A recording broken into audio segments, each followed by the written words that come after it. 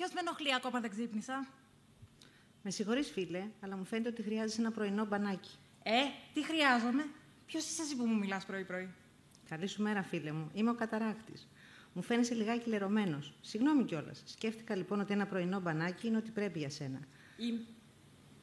Είμαι πεντακάθαρος. Με καθάρισε η μητέρα μου. Ακόμη η μαμά σου σε καθαρίζει? Νομίζω πως είναι καιρός να δοκιμάσεις και λίγο νερό. Έλα, πήδα μέσα. Τι λες τώρα, να πηδήξω στα νερά σου? Όχι, όχι με τίποτα. Αυτά τα νερά είναι πολύ ορμητικά και κυλούν μακριά. Και ευκαιρία να κάνεις ένα ταξιδάκι μέχρι τον κάμπο. Στον κάμπο εγώ? Θεός φυλάξει. Ο κάμπος έχει πουλιά. Και λοιπόν, τι σου έκαναν τα πουλιά? Δεν βλέπεις? Ένα χαζοπούλι με βρώμισε. Αυτό δεν είναι πρόβλημα. Μόλις που τύχεις θα καθαριστείς. Και όσο θα είσαι μέσα στα νερά μου, οι κουτσουλιές δεν θα μπορούν να σε λερώσουν. Μωρέ λες. Μπα, άσε καλύτερα. Καλύτερα να φυλαχτώ από τα πουλιά. Φιλαράκι, δεν ξέρεις τι χάνεις. Τα πουλιά τραγουδούν υπέροχα. Έχουν να σου πούν ένα κάρο ιστορίες. Ιστορίες. Λατρεύω τις ιστορίες. Αλλά τα πουλιά λερώνουν. Εντάξει, καμιά φορά μπορεί και να σε λερώσουν. Αλλά κι αν λερωθείς, τι έγινε? Ναι, όμως ο κάμπος έχει και δέντρα. Άλλο και τούτο. Τι σου έκαναν τα δέντρα? Τα δέντρα με τις ρίζες τους ξεριζώνουν και πέτρες. Με τους καρπούς τους θα μου χτυπήσουν το κεφάλι. Και με τα φύλλα τους θα μου καρκαλίσουν τις πατούσες. Όπα, χαλάρωσε λίγο. Αυτά που φοβάσαι συμβαίνουν πολύ σπάνια. Ύστερα είσαι πιο δυνατός από όσο φαντάζεσαι. Ακόμα και αν σε ακουμπήσει κανένας καρπός ή κανένα φύλλο, ούτε που θα το καταλάβεις. Αξίζει να γνωρίζεις τα δέντρα. Εκείνα ξέρουν να σου πούν για όλα όσα χωράνε ανάμεσα στον ουρανό και στη γη. Ναι, όμως έχει και ζώα επικίνδυνα ο κάμπος. Κανένα ζώο δεν θα σε πειράξει, αν γίνεις φίλος του. Τι να γίνω? Να γίνω τι? Καλά, εσύ που ζεις. Φίλος είναι κάποιος που μορφαίνει τον κόσμο σου. Και πώς γίνεσαι φίλος? Φιλία είναι να συνδεθείς με κάποιον που διάλεξες. Να τον ξαναγείς σιγά-σιγά στον κόσμο σου και να γνωρίσεις το δικό του. Περίπλοκο μου φαίνεται. Άσε καλύτερα. Μην ανησυχείς, καλέ. Μόλις δεις κάποιο ζώο θα το συμπαθήσεις και όλα θα γίνουν από μόνα τους. Τόσο εύκολα όπως τρέχει το νερό μου. Στο υπόσχομαι. Είσαι σίγουρος? Πολύ σίγουρος. Θα ήθελα να έρθω μαζί σου, όμως φοβάμαι. Όξι, αγόρι μου, πού έχεις πάει? Ακούστηκε από μακριά η φωνή του μεγάλου βουνού. Τώρα έρχομαι. Με συγχωρείς. Πρέπει να φύγω. Δεν μπορώ να έρθω μαζί σου. Χάρηκα πολύ που σε γνώρισα. Είμαι ο Ναΐρ. Χάρηκα κι εγώ που σε γνώρισα, Όξι. Τα λέμε. Ελπίζω να σε ξαναδώ. Εγώ εδώ είμαι και ταξιδεύω. Τα λέμε. Όμορφη μέρα να έχεις. Μόλις σας μίλησαν ο Ναΐρ και ο Όξι, δύο ήρωες βγαλμένοι από το βιβλίο «Το Βότσαλο ταξιδεύει», που είναι ένα βιβλίο που έγραψα εγώ, η Μαρία Ιωαννίδου, για να μοιραστώ μαζί σας το ταξίδι της προσωπικής μου ψυχοθεραπείας. Ο Όξι, λοιπόν, είμαι εγώ, το μικρό βότσαλο που τόλμησε να κατευθυνθεί προς τη θάλασσα της ζωής, και ο Ναΐρ είναι η ψυχοθεραπεύτριά μου, η Μαρία Ημόσχου, που μου έκανε την τιμή να είναι σήμερα μαζί μου για να σας μιλήσουμε για αυτό το ταξίδι. Να ευχαριστήσουμε τις εκδόσεις Καστανιώτη που έκαναν αυτό το ταξίδι να πάρει τη μορφή βιβλίου, τον Ιαννό που μας φιλοξενεί σήμερα στο χώρο του, και αν οι ιστορίες που θα ακούσετε σας συγκινήσουν και σας κάνουν να θέλετε να διαβάσετε παραπάνω το βιβλίο, μπορείτε να κλικάρετε στο e-shop του Ιαννού για να φτάσει στα χέρια σας, μιας που οι συνθήκες είναι ιδιαίτερες και δεν θα μπορέσω να σας το υπογράψω σήμερα. Να πούμε λίγα πράγματα για το βιβλίο που αναφέρεται. Θέλεις να πεις πώς ξεκίνησε, γιατί εσύ διάβασες τις πρώτες του σελίδες πριν γίνουν σελίδες βιβλίου. Το βιβλίο, λοιπόν, είναι ένα ψυχοθεραπευτικό ταξίδι. Να ξεκινήσω από τότε που πρώτο είδα τη Μαρία. Όταν πρώτο ξεκίνησε, τις αντιστάσεις της θυμάμαι πολύ έντονα. Θυμάμαι που με πήρε τηλέφωνο και με είχε επιτεθεί. Και όταν κάναμε το πρώτο ραντεβού και νομίζω μετά με πήρε τηλέφωνο και ήθελε με κάποιο τρόπο να τις σταματήσω εγώ. Δεν ξέρω. Αυτό ένιωσα. Αλλά δεν έγιναν έτσι τα πράγματα και γι' αυτό βρισκόμαστε εδώ σήμερα. Και όλο το βιβλίο γράφει με μια αλληγορικό τρόπο τη θεραπεία που κάναμε με τη Μαρία. Νομίζω ότι τη στιγμή που περιγράφεις δοκίμαζα κάπως τις αντοχές σου στο θυμό μου, γιατί η αλήθεια είναι ότι μέχρι τότε δεν είχα γνωρίσει πολλούς ανθρώπους που να μου επιτρέπουν να θυμώσω μαζί τους και να συνεχίσουν να είμαι εκεί. Και επειδή έμεινες εκεί, γι' αυτό έμεινα κι εγώ και έφτασε αυτό το ταξίδι μέχρι εκεί που έφτασε. Και βέβαια, σίγουρα είχε να κάνει και με πολλές πληγές που είχα υποστεί στο παρελθόν, γιατί είχα ξαναπροσπαθήσει να προχωρήσω μάλλον αυτό το θεραπευτικό ταξίδι και είχε αστοχήσει για διάφορους λόγους. Ο ένας από τους λόγους ήταν ότι και εγώ δεν μπορούσα να πάρω το θάρρος και την ευθύνη που θέλει το να πηδήξεις μέσα στα νερά του καταράκτη. Να πάρω αυτή την απόφαση ότι όσο επικίνδυνα κι αν είναι αυτά που φαντάζεσαι ότι θα έρθουν, όσο οικείο κι αν σου είναι το μέρος από το οποίο φεύγεις, το ταξίδι αξίζει τον κόπο. Νομίζω ότι με έπεισες. Με έπεισες γιατί ήσουν εκεί όταν εγώ έφευγα, όταν με ξαναφώναζε η μαμά μου, το παρελθόν μου, για να πάω πίσω. Ήξερα ότι θα σε ξαναβρω την επόμενη φορά που θα νιώσω ότι δεν αντέχω να είμαι εκεί που είμαι. Σωστά. Και έτσι ξεκίνησε το ταξίδι μας, για να φτάσουμε εδώ σήμερα. Πώς νιώθεις που είμαστε εδώ και που αυτό το ταξίδι έχει γίνει βιβλίο? Καταρχήν, είμαι πάρα πολύ συγκινημένη. Και είναι μεγάλη τιμή για μένα. Ότι κάποιος γράφει ένα βιβλίο για όλο αυτό που κάναμε είναι πάρα πολύ σημαντικό. Εύχομαι όλοι οι ψυχοθεραπευτές να το νιώσουν αυτό το συναίσθημα. Είναι πολύ συγκινητικό. Και εγώ νιώθω την ίδια συγκίνηση, παρόλο που ίσως να μην φαίνεται, γιατί είναι και το πρώτο μου βιβλίο και είναι ένα βιβλίο πολύ προσωπικής αποκάλυψης, γιατί να πούμε ότι είμαι και εγώ ψυχοθεραπεύτρια, οπότε δεν ξέρω αν έχει ξανασυμβεί. Εγώ δεν ξέρω να έχει συμβεί, να έχει γράψει κάποιος ψυχοθεραπευτής με κάποιον τρόπο το ταξίδι της δικής του θεραπείας. Πολλοί με ρωτάνε αν κάνουμε και εμείς θεραπεία. Ναι, παιδιά, κάνουμε και εμείς θεραπεία και περνάμε τα ίδια ζόρια που περνάτε κι εσείς μαζί με κάποιους άλλους. Γι' αυτό μπορούμε μετά να σας ακολουθήσουμε και στα δικά σας τα ταξίδια. Οπότε αποφάσισα να σας μιλήσω γι' αυτό, για να μην είναι έτσι ένα ένιγμα, ένας γρίφος. Τι συμβαίνει στο θεραπευτικό δωμάτιο όταν στη θέση του θεραπευόμενου κάθεται κάποιος που είναι και αυτός θεραπευτής.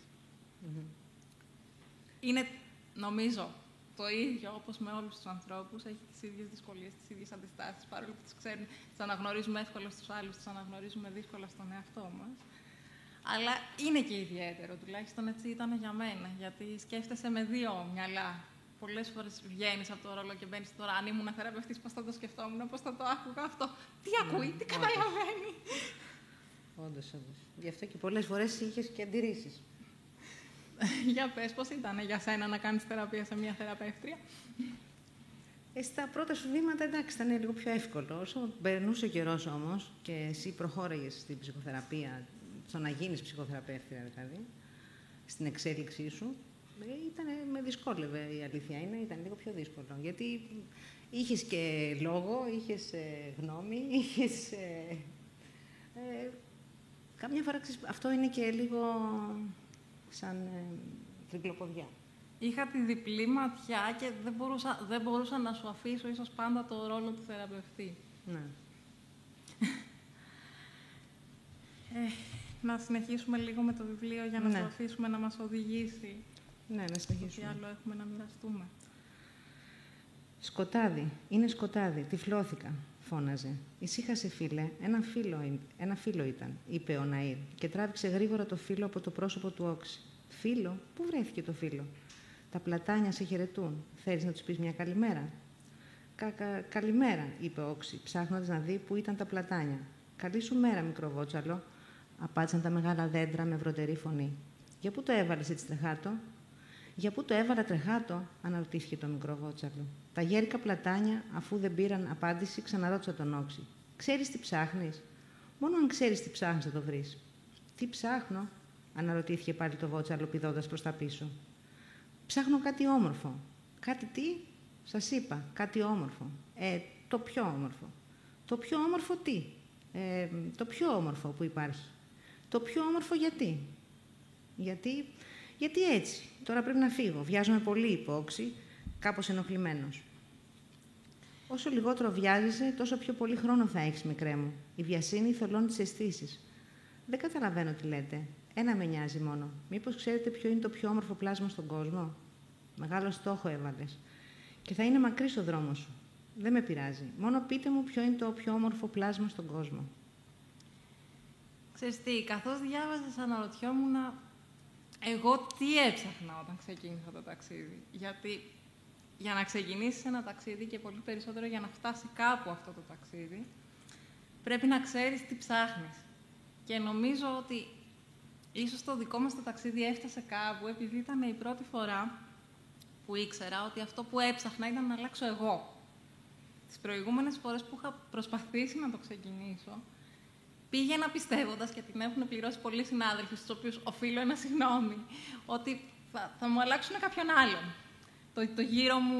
Το γύρο μου περιβάλλον. Τους συγγενείς μου, τους φίλους μου, τη δουλειά μου, ό,τι υπάρχει γύρω. Ήταν η πρώτη φορά που είχα καταλάβει, ή τουλάχιστον είχα υποψιαστεί από την αρχή, ότι μάλλον εγώ πρέπει να κουνηθώ. Και ίσως ακολουθήσει κάτι από όλα τα υπόλοιπα που υπάρχουν γύρω, ίσως και όχι, αλλά εγώ πρέπει να κάνω την κίνηση, αν εγώ θέλω να δω τη ζωή μου να αλλάζει. Στην ψυχοθεραπεία τι ψάχνουμε? Ψάχνουμε τον εαυτό μας. Γαλήνη, συμφιλίωση. Να γνωρίσουμε τα συναισθήματά μας. Ποιοι είμαστε, τα λάθη μας, τα καλά μας, όλα να τα αγαπήσουμε. Γιατί είμαστε εμείς. Αυτό ψάχνεις κι εσύ. Αυτό και ο Όξι νομίζω ψάχνει. Ψάχνει να δει να επιτρέψει στον εαυτό του να αλλάζει ελεύθερα, θα έλεγα, γιατί νιώθω ότι ο εαυτός δεν είναι κάτι σταθερό.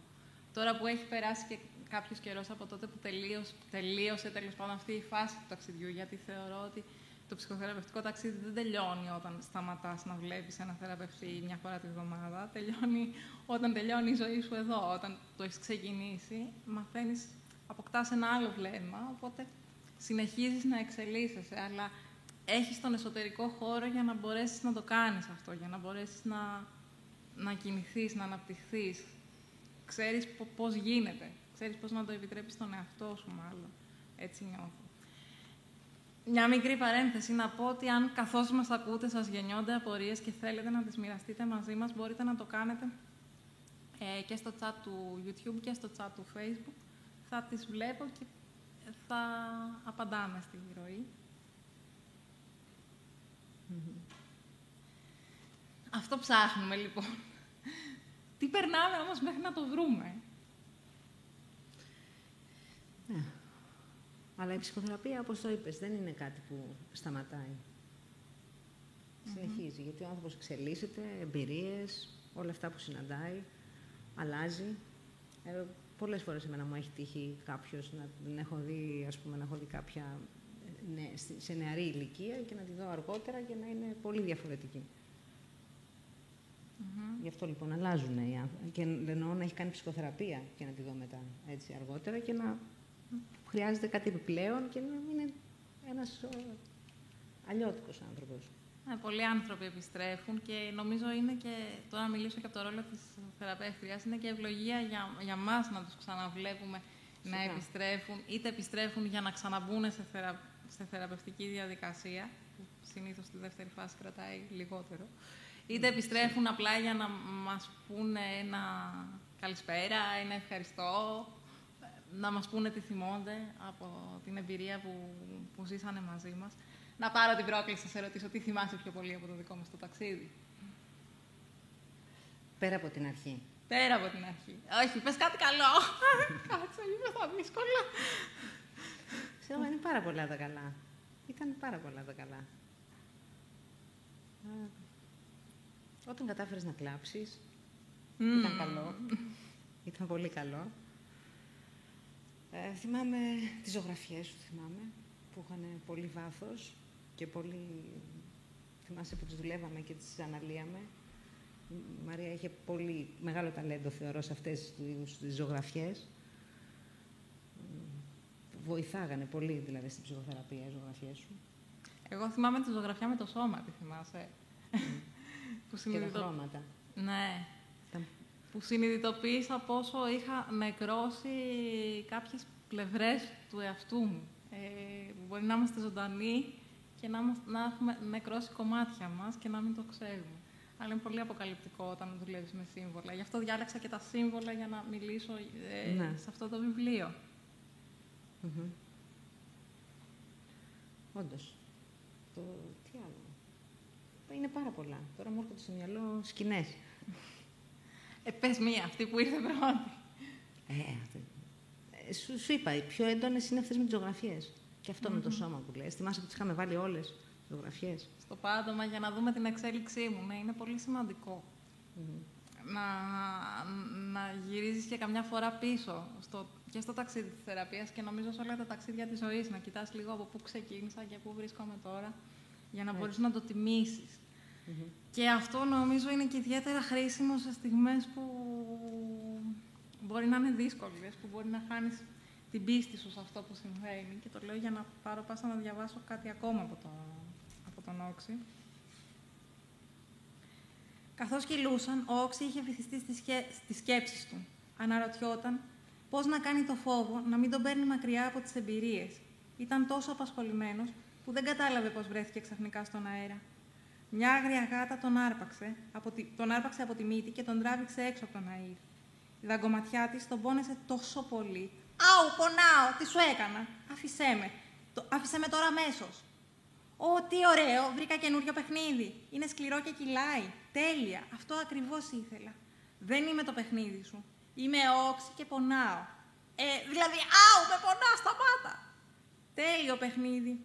είπε η γάτα. Χοροπήδηξε, πετώντας τον Όξη στον αέρα. «Πανάθεμά σε, σταμάτα να μου μπήγεις στις μυχές σου! Πονάω, λέμε!» «Αυτό είναι το καλύτερο παιχνίδι που είχα ποτέ! Τραλαλα, τραλαλα! Ναι, Γιούπι! Δυστυχία μου, δεν καταλαβαίνει τίποτα! Αχ, πονάω! Ναΐρ, βοήθεια! Άου!» Είναι σούπερ! Πιο ψηλά, πιο μακριά! «Αχ, μανούλα μου, είχες δίκιο! Πονάω τόσο πολύ! Έπρεπε να σε είχα πιστέψει! Καλή μου μανούλα, ο καταράκτης είπε ψέματα! Είπε ψέματα πως θα με προσέχει! Αχ, πονάω πολύ! Μαμά μου, σώσε με! Αχ, μαμά!»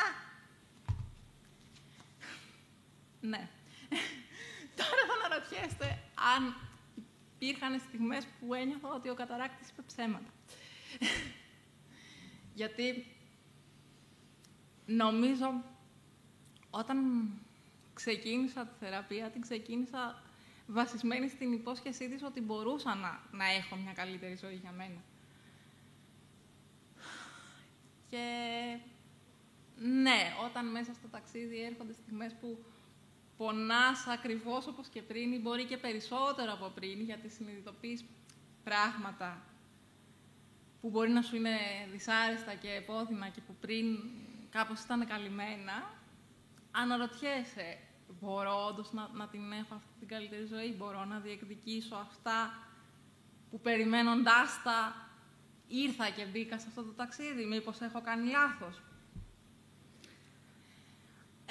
Ευτυχώς επέμεινε να μου δίνει ελπίδα όταν την έχανα.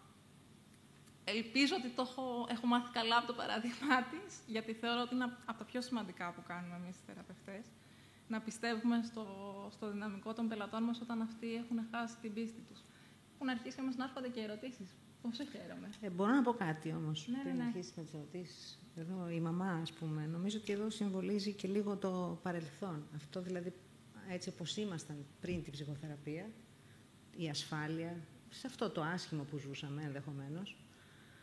Και το καινούριο είναι ο καταράκτης, το ότι θα είναι κάτι καλύτερο, αλλά φοβάμαι κιόλας. Και πολλές φορές στην ψυχοθεραπεία λυγάμε και θέλουμε να γυρίσουμε προς τη μαμά σε εισαγωγικά. Για εδώ. Νομίζω ότι η ερώτηση που έχει έρθει είναι πάνω σε αυτό που λες ακριβώς. Ναι.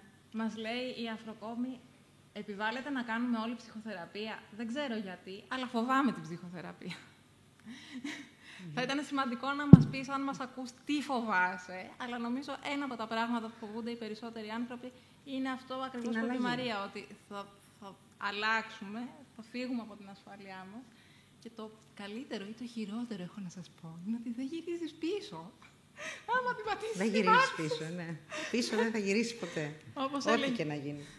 Όπως έλεγε μια άλλη συνάδελφος, άμα το δαγκώσεις στο μήλο, είναι δαγκωμένο. Αυτό που μαθαίνεις για τον εαυτό σου, δεν μπορείς να κάνεις μετά ότι δεν το έχεις μάθει.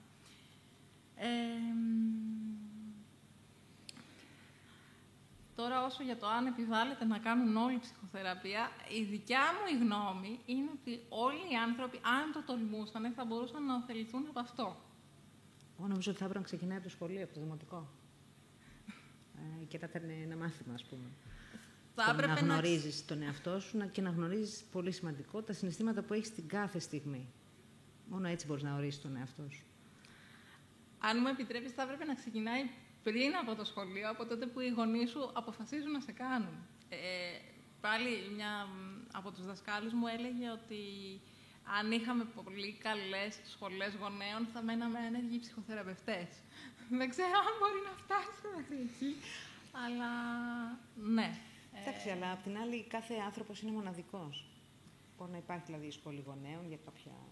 Όντως δεν αφιβάλλω, δεν αντιλέγω εγώ γι' αυτό, αλλά κάθε άνθρωπος είναι και μοναδικός. Ναι, συμφωνώ. Θες να πεις ότι έχουμε την ευθύνη για το τι κάνουμε με αυτά που μας δόθηκαν, γιατί μας δίνονται πράγματα. Μπορεί να έχουμε πολύ ωραίες σχολές γονέων, αλλά δεν ταιριάζουν σε όλους. Δηλαδή είναι. Κατάλαβες. Μιας που μιλάμε για αυτά που μας δόθηκαν, ένα από τα δικά μου υπαρξιακά δεδομένα, όπως το λέμε στην υπαρξιακή, που είναι και η προσέγγιση μου, είναι το κομμάτι της σωματικής αναπηρίας με την οποία έχω γεννηθεί, έτσι. Αισθάνομαι, λοιπόν, τώρα που το ξαναδιαβάζαμε, καθώς συζητούσαμε τι θα διαβάζαμε το απόσπασμα με τη γάτα, ότι ένα από τα πράγματα που έχουν εκφραστεί μέσα από τον ήρωα της γάτας είναι όλες εκείνες τις φορές που έχω νιώσει. Ίσως το έχουν νιώσει όλοι οι άνθρωποι, αλλά νομίζω ότι όταν είσαι σωματικά ανάπηρος, το νιώθεις ίσως λίγο πιο συχνά. Αυτό που λέμε την αντικειμενοποίηση. Το να μου συμπεριφέρονται οι άλλοι σαν να μην έχω ελεύθερη βούληση και ευθύνη για τη ζωή μου, που έφερες πριν πολύ σωστά το θέμα της ευθύνης για το πόσο ζούμε τη ζωή μας από τη στιγμή που ενηλικιωνόμαστε ιδιαίτερα και πιο νωρίς τη μαθαίνεις, αλλά την εξασκείς στο 100% της από τότε που είσαι ενήλικος. Θεωρώ λοιπόν ότι ειδικά στους ανθρώπους με αναπηρία, και έχω μεγάλη ευαισθησία σε αυτό το θέμα, γι' αυτό ήθελα και να το θίξω σήμερα, πολλές φορές μας αντιμετωπίζουν σαν κλέβοντάς μας ουσιαστικά το προνόμιο της ευθύνης. Δεν θα ξεχάσω ένα παράδειγμα. Μια φορά έχω σταματήσει με το ταξί να κάνω μια ανάληψη από ένα ATM και έχουν λυθεί τα κορδόνια μου. Και είναι ένας κύριος από πίσω μας που λέει στον οδηγό: «Έχουν λυθεί τα κορδόνια της, να τις τα δέσεις». Λέω: «Ευχαριστώ πολύ, θα τα δέσω μόλις καθίσω. Τα προσέχω». Εγώ έδωσα την απάντηση, έτσι. Ξαναπευθύνεται στον οδηγό: «Δεν στη σου λέω τα κορδόνια της, θα πέσει».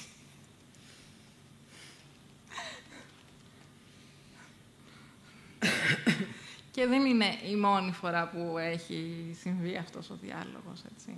Και είναι και ένα από τα πράγματα στα οποία μπορείς να επαναπαυθείς, και μπορεί και εγώ να είχα επαναπαυθεί μέχρι κάποια στιγμή στη ζωή μου, στο να μην παίρνω την ευθύνη για εκείνα που δεν τη σήκωνα καλά-καλά, ότι είμαι ανάπηρη και φροντίστε με, ας πούμε. Κάντε μου τη χάρη, κάντε μου ταπ-ταπ. Ήταν ένα από τα πράγματα που έπρεπε να αποφασίσω ότι πρέπει να βγω από αυτό για να ξεκινήσει το ταξίδι, και πολύ περισσότερο για να προχωρήσει το ταξίδι. Η αλήθεια είναι ότι εγώ δεν σε είδα ποτέ έτσι. Ναι, με γνώρισες... Δεν σε είδα ποτέ ως ανάπηρη. Ίσως όταν είχα αρχίσει να κάνω τη μετάβαση. Και ναι, έμεινα μαζί σου γιατί δεν με είδες έτσι. Γιατί τελικά οι άνθρωποι που έχω επιλέξει να κρατήσω στη ζωή μου και να τους δώσω εγώ ρόλο, είναι ρόλος στη ζωή μου και στην καθημερινότητά μου και στην ύπαρξή μου, είναι αυτοί που αναγνωρίζω ότι δεν με βλέπουν με αυτόν τον τρόπο, γιατί έχω πολύ ευαίσθητα αισθητήρια στο να καταλάβω. Δηλαδή, εγώ δεν σε βοήθησα ποτέ. Ούτε τα κορδόνια σου, ούτε τίποτα. Γι' αυτό και σου έδωσα το ρόλο που σου έδωσα και σε ευχαριστώ γι' αυτό, γιατί είναι πραγματικά ένα από αυτά που χρειάζεται να κάνουμε για τους θεραπευόμενους μας, να τους βλέπουμε ως ενήλικους και ως να έχουν το δυναμικό τους πραγματωμένο, ακόμα και όταν δεν το έχουν. Είτε έχουν αναπηρία, είτε όχι. Έτσι, γιατί πολλές φορές μας έρχονται οι άνθρωποι με μια κάπως ανήλικη στάση.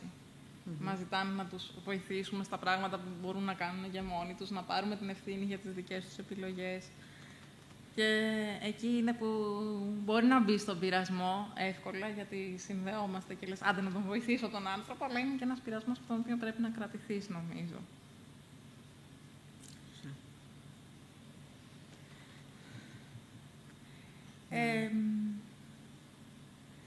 Να πω και... Θέλω μάλλον να μοιραστώ και κάτι που μου έχει κάνει εντύπωση. Νομίζω κάτι ήρθε στο Facebook και δεν το βλέπω τώρα, σαν ερώτηση. Όχι. Συγχωρέστε με αν δεν βλέπω κάτι. Είναι η πρώτη φορά που κάνω βιβλιοπαρουσίαση και είναι και διαδικτυακή, που δεν είμαι πολύ εξοικειωμένη με αυτόν τον τρόπο. Οπότε, αν έχω χάσει κάτι, ξαναστείλτε το. Δεν το κάνω επίτηδες. Θέλω να απαντήσω σε όλες τις ερωτήσεις σας, να απαντήσουμε. Τι έλεγα. Έλεγα ότι θέλω να μοιραστώ κάτι που, ενώ το περίμενα, έχω εκπλαγεί που το ζω. Από τότε που βγήκε το βιβλίο, μάλλον να το πάρω αλλιώς, να το ξεκινήσω από τη δικιά μου την αίσθηση, ότι φανταζόμουν ότι θα είμαι πανευτυχής όταν τελικά θα κυκλοφορήσει το πρώτο μου βιβλίο. Γιατί από μικρή μου το λέγανε ότι μάλλον θα γίνω συγγραφέας. Έγραφα μανιωδώς πριν μάθω να γράφω, πριν μάθω γραφή, υπαγόρευα ιστορίες. Αλλά ίσως επειδή η αντίδραση της μαμάς μου, της μαμάς Βουνό, ήταν πάντα «Έλα, σιγά μην γίνει συγγραφέας, θα ψωμολυσάξει», δεν το είχα πιστέψει μέσα μου. Οπότε το να φτάσω να πω ναι και να εκδώσω ένα βιβλίο, νομίζω είναι ένας από τους καρπούς της θεραπείας. Γιατί θέλει κουράγιο να αφήσεις την ιστορία σου να τη δούνε άλλα μάτια και να την κρίνουν άλλα μάτια και να σου πούνε τι αντίκτυπο έχει για αυτούς η ζωή τους. Η ζωή σου, η ιστορία σου, η σκέψη σου. Και ενώ λοιπόν περίμενα ότι θα είμαι πανευτυχής που το κρατάω στα χέρια μου, υπάρχει και ένα τσίμπημα. Όχι, τώρα πώς το διαβάζουνε, πώς το βλέπουνε, τι θα σκεφτούνε. Και είναι ακριβώς αυτό που νομίζω μου φέρνει άλλη μια φορά μπροστά μου, ότι όλες οι εμπειρίες στη ζωή μας έχουν ένα διπλό συναίσθημα. Στις μεγάλες χαρές υπάρχει και λίγος φόβος, και λίγο άγχος, και λίγο θλίψη ίσως για την προηγούμενη κατάσταση που έχουμε αφήσει πίσω μας. Δεν έχω πια τα γραπτά μου να τα χαϊδεύω στο σιρτάρι μου, τα έχω αφήσει να τα πάρει ο άνεμος. Και στους μεγάλους πόνους μπορεί να υπάρχει και ένα συναίσθημα ανακούφισης, που πολλές φορές αισθανόμαστε ενοχές ή μπέρδεμα για αυτό το διπλό, αλλά είναι φυσικό. Και να σας πω λοιπόν ότι και το άλλο κομμάτι που μου έχει προκαλέσει έκπληξη ενώ το περίμενα, είναι το πόσο διαφορετικές ιστορίες διαβάζουν στον Όξη οι άνθρωποι που τον έχουν διαβάσει. Και πόσο το τι διαβάζει ο καθένας έχει να κάνει πάρα πολύ με την ζωή του. Ειδικά όταν μου στέλνουν σχόλια φίλοι και άνθρωποι που τους ξέρω, αναγνωρίζω πάρα πολύ τα δικά τους τα θέματα, ας το πούμε. Π.χ. μία μαμά που ξέρω ότι έχει πολύ μεγάλη ανησυχία για τα παιδιά της, η ερώτηση, παύλα, σχόλιο που μου έκανε είναι «Μα να μην γυρίσει ποτέ ο Όξης στη μαμά του να της πει τι έγινε στο ταξίδι». Να σας απαντήσω, ο λόγος που δεν γυρνάει ο Όξης στη μαμά του στο βιβλίο είναι ακριβώς αυτό που είπαμε πριν. Ότι σε ένα επίπεδο δεν μπορείς να γυρίσεις πίσω στην κατάσταση που ήσουν πριν όταν έχεις κάνει αυτό το ταξίδι. Και το μόνο που μπορώ να εγγυηθώ σε όποιον αναρωτιέται πώς θα είναι όταν τελειώσει η θεραπεία, είναι ότι δεν θα είναι όπως πριν. Δεν ξέρω πώς θα είναι, αλλά δεν θα είναι όπως πριν. Γιατί μάλλον θα του αρέσει αυτό που θα είναι. Να σου πω να σου εξομολογηθώ τώρα ότι και εγώ φοβόμουν πάρα πολύ αυτό ακριβώς. Και τι θα γίνει μετά. Δηλαδή τώρα εγώ μετά θα πρέπει να... Και αυτό που με ανακούφισε σε αυτή τη σκέψη ήταν ότι χαλάρωσε, το κάνεις γιατί θέλεις, άρα δεν μπορεί να γίνεις κάτι που δεν θέλεις. Θα γίνεις κάτι άλλο, αλλά σίγουρα είναι κάτι που θέλεις εσύ. Και κάτι που θα είναι για καλό σου, γιατί μπαίνεις σε αυτό για το καλό του εαυτού σου. Ορίζεις τον εαυτό σου και τα συναισθήματά σου. Δεν σε πάνε από εδώ και από εκεί. Τα ορίζεις εσύ. Γίνεσαι δημιουργός της ζωής σου, όπως το λέω εγώ. Μας ρωτάει πάλι η Αφροκόμη αν πρόκειται για παιδικό βιβλίο. Λέω ότι είναι ένα παραμύθι για μικρούς και μεγάλους. Περισσότερο για μεγάλους που θέλουν να κάνουν επαφή με το παιδί που είναι μέσα τους, θα έλεγα, αλλά και για μικρούς που θα το ξανασκεφτούν μεγαλώνοντας. Φιλοδοξούσα όταν το έγραφα να είναι κάτι σαν τον μικρό πρίγκιπα, κάπως, αν μου επιτρέπετε αυτή τη μεγάλη φιλοδοξία, που εγώ τον έχω διαβάσει καμιά δεκαριά φορές σε διαφορετικές ηλικίες και είναι σαν να διαβάζω άλλο βιβλίο. Ναι. Έχει και άλλη ερώτηση. Μόλις ήρθε κάτι. Γιατί επέλεξες να είναι παραμύθι? Πάρα πολύ ωραία ερώτηση. Λοιπόν, η Μαρία είπε πριν για τις ζωγραφιές μου. Ναι, ένα μεγάλο κομμάτι της θεραπείας κύλησε με ζωγραφιές, δηλαδή και με ιστορίες. Και μάλιστα ο Όξι πρωτογεννήθηκε σαν μια ιστορία που την πήγα μέσα στη θεραπεία. Γιατί μ' αρέσει να μιλάω με σύμβολα, γιατί τα σύμβολα μας δίνουν την ευκαιρία να πούμε αλήθειες τη στιγμή που δεν τολμάμε ακόμα να τις πούμε μιλώντας για ανθρώπους και πολύ περισσότερο μιλώντας για τον εαυτό μας. Άρα μπήκα σε ένα φανταστικό κόσμο για να μπορέσω να σας πω αλήθειες που εγώ τότε δεν τολμούσα να τις πω με διαφορετικό τρόπο και που κι εσείς ίσως να μην μπορούσατε να τις ακούσετε τόσο εύκολα και να τις συνδέσετε τόσο πολύ με την δική σας προσωπική ιστορία, αν λεγόντουσαν σαν δική μου ιστορία. Ένιωθα ότι τα σύμβολα θα μας δώσουν μια καλύτερη ευκαιρία να συνδεθούμε, βάζοντας ο καθένας το δικό του, αυτό που αυτός τον απασχολεί, καθρεφτίζοντας το δικό του πάνω τους. Με ρωτάει η φίλη μου η Ξένια γιατί επέλεξα αυτό τον τίτλο.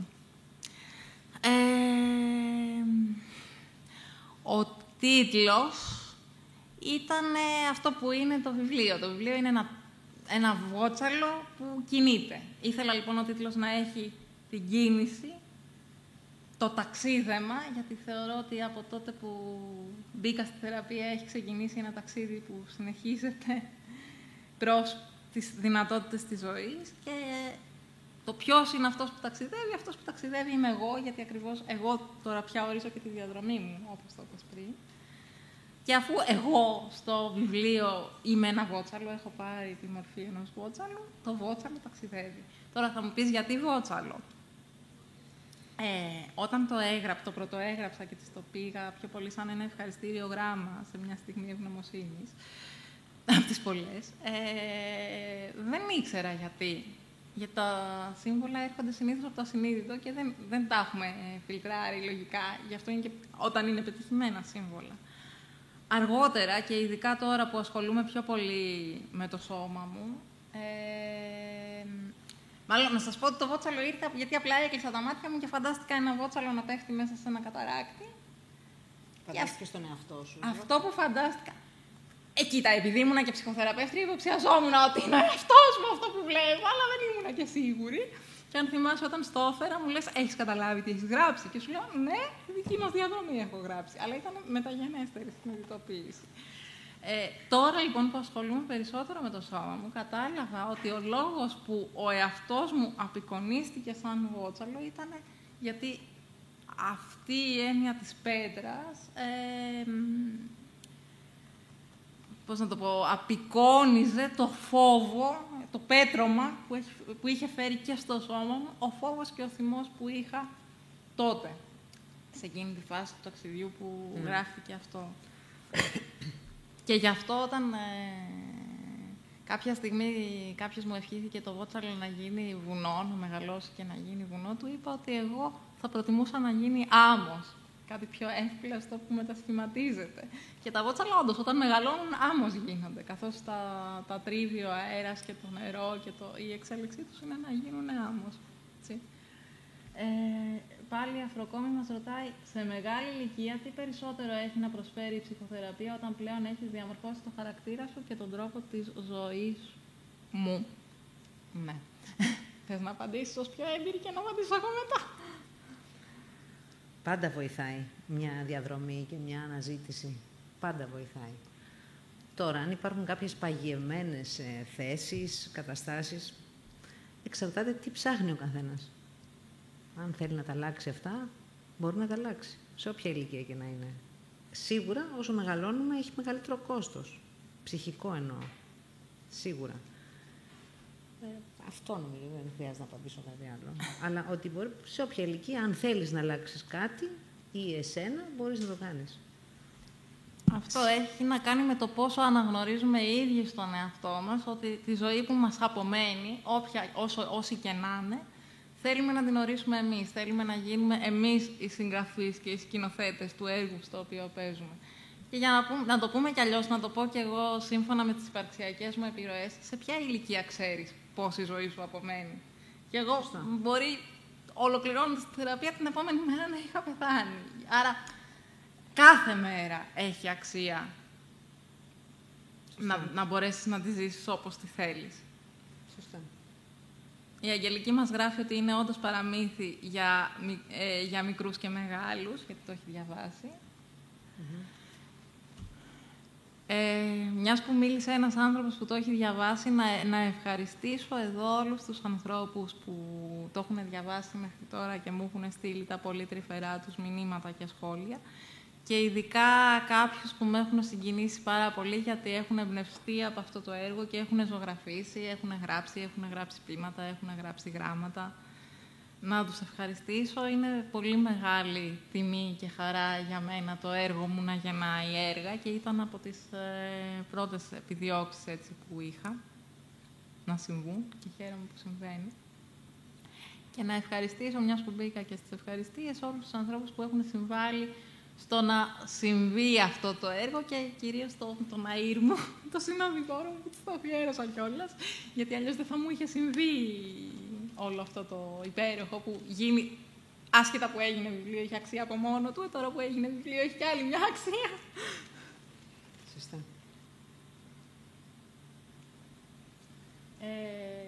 Ποιος μας έγραψε, πόσο περήφανη με κάνεις να σε έχει ο Θεός καλά να ταξιδεύεις και να μας ταξιδεύεις. Το πολυτιμότερο δώρο στον εαυτό μας είναι η ψυχοθεραπεία. Ναι. Σχόλιο ήταν αυτό. Σχόλιο ήταν αυτό. Γιατί το είπες λίγο από μέσα σου. Δεν το άκουσα όλο.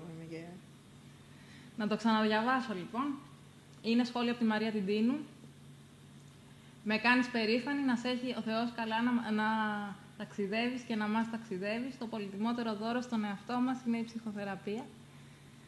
Ευχαριστώ, Μαράκη, ευχαριστώ που το λες και εσύ και μας επιβεβαιώνεις και μας επικυρώνεις. Να ευχαριστήσω την Αμάντα την Κουγιούφα που μας στέλνει υπέροχη παρουσίαση. Είναι από τους ανθρώπους που μου έχουν μάθει τα υπέροχα του ταξιδιού. Μαρία Πετρωμένη, είμαστε όλοι λίγο ή πολύ, λέει η Χρυσούλα η Σιλήρα.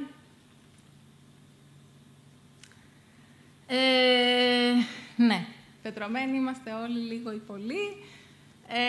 Εγώ έχω ζήσει το δικό μου πέτρωμα και ξεπέτρωμα και το ξαναζώ όσο προχωράει η διαδρομή. Και βλέπω και σε άλλους ανθρώπους να συμβαίνει. Στον καθέναν έχει μια ιδιαίτερη χρειά, είναι ιδιαίτερο πέτρωμα. Δεν είναι όλες πετρωμένη πάντως είναι πολύ ωραία λέξη. Ναι, ο Δημήτρης, ο Δαρυβάκης, η απάντηση στο ερώτημα αν χρειάζονται όλοι ψυχοθεραπεία, ίσως δίνεται αν θέσουμε το ερώτημα «Ζω τη ζωή που θέλω». Σε ευχαριστώ πολύ, έχεις πολύ δίκιο. Ευχαριστούμε. Αν κάποιος αισθάνεται ότι ζει όντως το 100% τη ζωή που θέλει, τότε ναι, δεν χρειάζεται να κάνει θεραπεία. Αλλά ειλικρινά, παιδιά, με τον εαυτό σας, τον καθρέφτη σας, όχι τι λέμε εκεί έξω. Μακάρι να υπάρχει ένας τέτοιος άνθρωπος. Ναι, και θα θέλαμε να ζει το 100% της ζωής που θέλει. Να μας συστηθεί κιόλας. Να πω την αλήθεια, εγώ, για να είμαστε ειλικρινείς, δεν πιστεύω ότι ούτε μετά την θεραπεία ζεις ακριβώς το 100% τη ζωή που θέλεις. Απλώς το ότι ζεις πολύ περισσότερο Και επίσης έχεις και καλύτερο ή καλύτερους τρόπους να αντέξεις τις στιγμές που δεν την ζεις ακριβώς όπως τη θέλεις. Να την παλέψεις, να προσπαθήσεις να την αλλάξεις. Η Ξένια μας ρωτάει ξανά, το βότσαλο ταξιδεύει. Είναι το ταξίδι τελικά ή ο προορισμός? Εννοεί τι έχει περισσότερο σημασία, νομίζω. Θες να απαντήσεις και να απαντήσω κι εγώ. Το γράφω αυτό. Τώρα αυτό... Και για μένα και το ταξίδι και ο προορισμός και κάθε προορισμός είναι το ξεκίνημα για ένα καινούργιο ταξίδι. Δεν μπορεί να υπάρχει και προορισμός χωρίς ταξίδι. Αλλά νομίζω ότι ναι, ο στόχος είναι ο προορισμός. Έτσι. Στην θεραπεία εννοείς, αν μιλάμε συγκεκριμένα για το θεραπευτικό ταξίδι. Εγώ το αισθάνομαι... Δεν πάνε χώρια όμως. Εγώ το αισθάνομαι ότι κάθε στιγμή είναι προορισμός. Δηλαδή, κάθε στιγμή, ενώ ταξιδεύαμε, είχε και ένα φτάσιμο που έδινε την όθηση για το ταξίδι και συνεχίζεται κιόλας. Δηλαδή, κάθε στιγμή του ταξιδιού έχει φτάσει κάπου που δεν ήσουν πριν. Και επίσης, οι στόχοι επαναπροσδιορίζονται πάρα πολύ. Δηλαδή, αν καλοσκεφτώ... Αλλάζουν εκεί οι στόχοι, αυτό. Αλλιώς ξεκινάς. Σκεφτώ πώς φανταζόμουν τη ζωή μου όταν ξεκίνησα. Πού έφτασα στη διαδρομή, πώς τελείωσα και πού είμαι τώρα, καμία σχέση. Όχι καμία σχέση, εντάξει, μην λέω και μεγάλα λόγια. Αλλά αλλάζει ο στόχος, ναι. Αλλάζει ανάλογα με τις ανάγκες, ανάλογα με τη φάση που είσαι, με τη φάση ζωής εννοώ. Ο προορισμός μετακινείται. Ναι. Και έχω την αίσθηση ότι δεν φτάνεται ποτέ, αλλά είναι εκεί για να σε κινεί να ταξιδέψεις, όπως λέγει ο Καβάφης. Και ταυτοχρόνως φτάνεται κάθε στιγμή για να σου ακριβώς να σου επιβεβαιώνει ότι καλά έκανες που ταξίδεψες. Είναι περίεργο, δεν ξέρω αν το μετέδωσα καλά. Λυπάμαι που δεν είμαστε και διαζώσεις για να ίσως το κάνουμε πιο διαλογικά, αλλά προσπάθησα να πω αυτό που σκέφτομαι. Είναι αλληλοδιαπλεκόμενα. Είναι αλληλοδιαπλεκόμενα. Ο προορισμός περιέχεται στο ταξίδι και το ταξίδι στον προορισμό.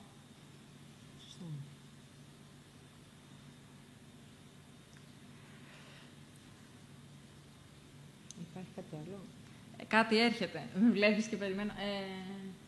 Ευχαριστούμε για την αμεσότητα και την αλήθεια. Να είστε καλά. Πιστεύω ότι είναι από τις βασικές αξίες που θέλω να κρατήσω στη ζωή μου και είναι και από τους βασικούς λόγους που μπήκα σε αυτό το ταξίδι με τη Μαρία συγκεκριμένα και τώρα μου δίνεις την πάσα να το πω. Ήταν ο άνθρωπος που ήμουνα σίγουρη ότι θα μου πει την αλήθεια. Από την πρώτη στιγμή που γνωριστήκαμε, ήξερα ότι δεν θα ακούσω ψέματα. Και είναι πολύ βασικό χαρακτηριστικό για να μπορείς να χτίσεις σχέση εμπιστοσύνης, πάνω στην οποία στηρίζεται μια πετυχημένη ψυχοθεραπευτική διαδικασία.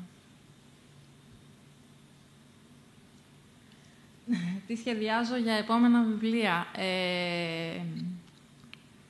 Γράφω ήδη ένα μεμουάρ, που σημαίνει πλέον όχι μεταμφιεσμένες ιστορίες από την ζωή μου, γιατί τώρα κι εγώ είμαι έτοιμη να μιλήσω χωρίς τα σύμβολα, έρχομαι να επαναπροσδιορίσω και αυτό που έλεγα πριν για τα σύμβολα.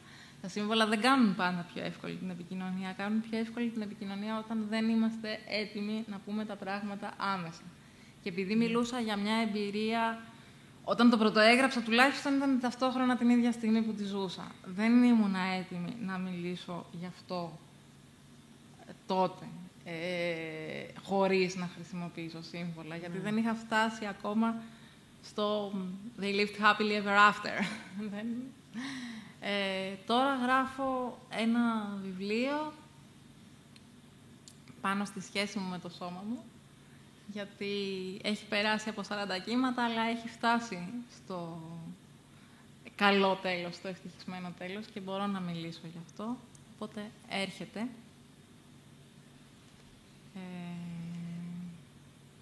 Τις μέρες που ακολουθούν, τον επόμενο χρόνο μάλλον.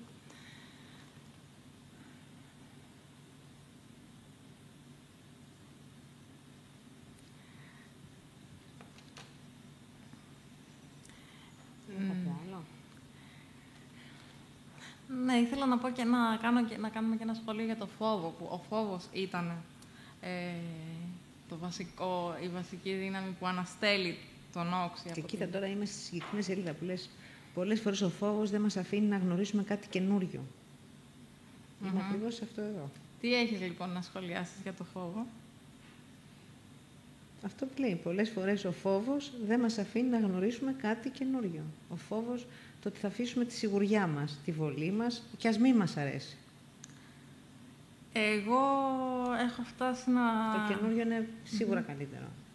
Σίγουρα θα είναι καλύτερο. Έχω φτάσει να πιστεύω ότι η ζωή παλεύει να ισορροπήσει ανάμεσα σε δύο αντίρροπες δυνάμεις, στο φόβο και στην αγάπη. Είμαστε οι άνθρωποι πλάσματα που ζητάμε να αγαπηθούμε. Έχουμε την πιο μακριά περίοδο εξάρτησης από οποιοδήποτε του ζωικού βασιλείου. Άρα είμαστε φτιαγμένοι για να είμαστε συνδεδεμένοι. Και όταν κάτι σε αυτή τη σύνδεση δεν πάει καλά, φοβόμαστε. Γιατί είναι απειλητικό το να είμαστε σε απόσταση από τους άλλους ανθρώπους. Και αυτό μας αναστέλει, μας μαζεύει, μας συρρυκνώνει. Η αγάπη, αντίθετα, μας αναπτύσσει, μας εξελίσσει, μας βοηθάει να πάμε παρακάτω. Οπότε νομίζω ότι στην ψυχοθεραπεία αυτό κάνουμε. Προσπαθούμε με μια σχέση αγάπης, ιδιαίτερης αγάπης από αυτή που ζούμε στον κόσμο, αλλά αγάπης, να σπάσουμε τις αντιστάσεις του φόβου. Αγάπης και αποδοχής. Ναι. Είναι πολύ σημαντική. Οπότε, να κρατήσουμε την αγάπη και την αποδοχή, την αγάπη και την αποδοχή για τον εαυτό μας, για τους ανθρώπους γύρω μας, ναι, για τον κόσμο μας και μια προσπάθεια, θα έλεγα, αντίσταση στο φόβο που αυτόν τον καιρό μας κυκλώνει και απειλεί να μας τραβήξει από πρόσωπα και πράγματα και καταστάσεις και γεγονότα που αγαπάμε. Ας μην τον αφήσουμε, όσο και αν πρέπει να κρατάμε τις αποστάσεις τις φυσικές, ας φροντίσουμε να είμαστε σε εγκύτητα με αυτά που θέλουμε, με αυτά που πιστεύουμε, με τους ανθρώπους που αγαπάμε, έστω και αν χρειάζεται να βρούμε έναν άλλο τρόπο για να το πετύχουμε. Πολύ σωστά. Εγώ θα ευχηθώ καλό ταξίδι στο Βότσαλο. Σε ευχαριστεί το Βότσαλο ως άνθρωπος. Να πω ότι για το συναίσθημα του φόβου που είναι τόσο γιγαντωμένο στις μέρες μας, θα έχουμε το Σάββατο που έρχεται ένα σεμινάριο, ένα εργαστήριο το οποίο θα συντονίσω. Και πολύ σύντομα σκέφτομαι, μιας που με ρωτήσατε και για τα μελλοντικά μου σχέδια, να κάνω και κάποιο βιωματικό εργαστήριο με αφορμή τις ιστορίες του Βότσαλου. Οπότε, αν θέλετε, επικοινωνήστε μαζί μου στη σελίδα μου, στο site μου, στο Facebook μου, για να ενημερωθείτε. Το site είχε κάποια τεχνικά προβλήματα, οπότε καλύτερα στείλτε ή στο Facebook ή στο τηλέφωνο μου που θα το βρείτε στο site. Εύχομαι να ξανανταμώσουμε, είτε στα σεμινάρια, είτε με αφορμή το βιβλίο, είτε με αφορμή το επόμενο βιβλίο, με όλες τις αφορμές τέλος πάντων, να ανταμώνουμε είτε από κοντά είτε από μακριά, με όποιους τρόπους μπορούμε, αλλά να είμαστε μαζί. Να ευχαριστήσω και όλους τους ανθρώπους που ήταν μαζί μας σήμερα, συνδεδεμένοι,